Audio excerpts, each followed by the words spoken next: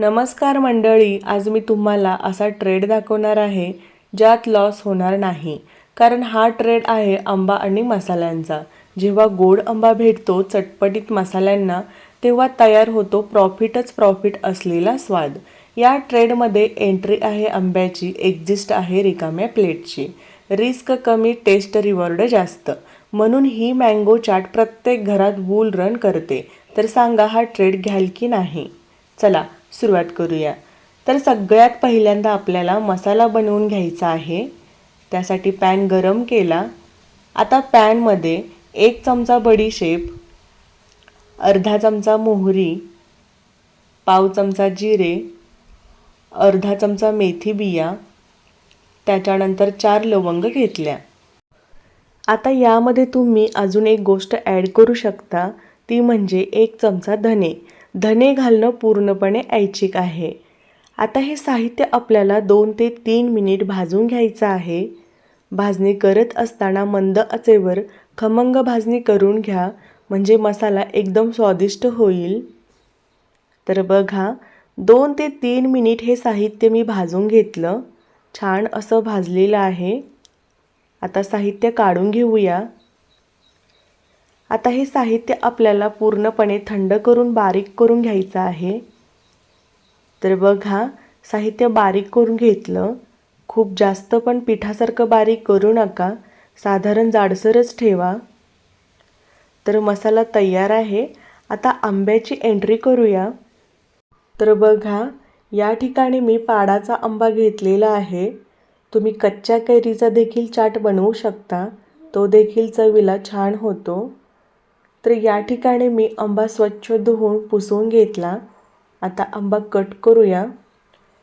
Cut करत असताना पहिल्यांदा वरची देठाची बाजू कट करूयात, म्हणजे आंबा पटापट कट करता येतो. तर तुम्ही व्हिडिओमध्ये दाखवल्याप्रमाणे आंबा कट करून घ्या. तर बघा, आंब्याची एक बाजू कट केल्यानंतर आतमध्ये किती सुंदर असा गाभा आहे. आता आपल्याला या बाजूच्या बटाटेप्रमाणे फोडी करून घ्यायच्या आहेत. काही फोडी आपण बटाट्याच्या फोडीप्रमाणे करू, तर काही फोडी आपण अख्ख्या ठेवू. तुमच्या आवडीनुसार करा.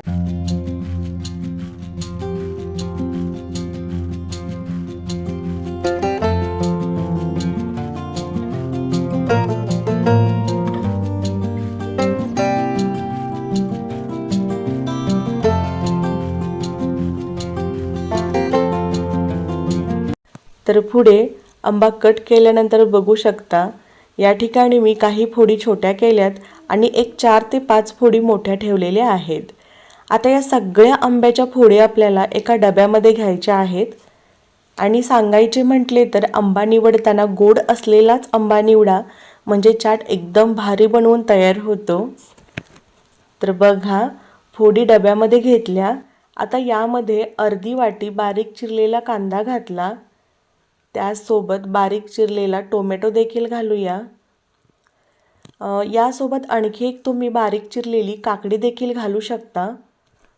त्याच्यानंतर बघा, चवीनुसार अर्धा चमचा मीठ घालूया. त्यासोबत आपण तयार केलेल्या मसाल्यांपैकी काही मसाला घालूया. तुम्हाला जास्त चाट स्पायसी हवा असेल तर तुम्ही 2 ते 3 चमचे घालू शकता. मी या ठिकाणी 1 चमचा घातलेला आहे.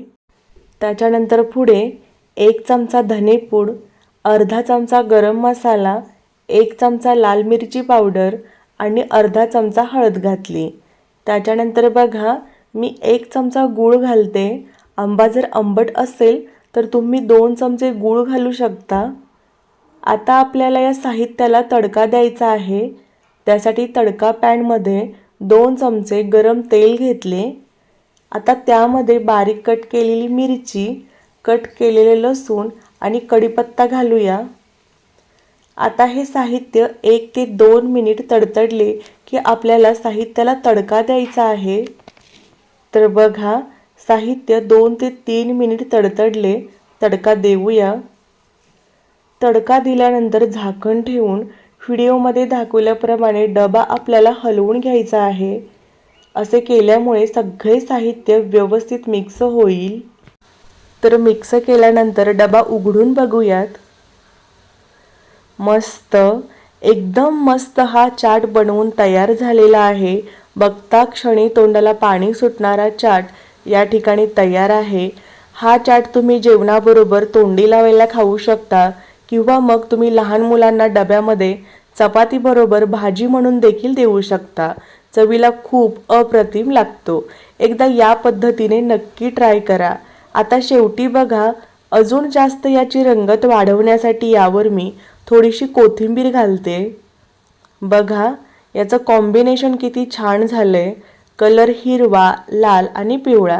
जर मुले जेवण करण्यासाठी नखरे करत असतील तर ही कलरफुल डिश तुम्ही नक्की ट्राय करू शकता. दिसायलाही चटपटीत आणि खायलाही छान.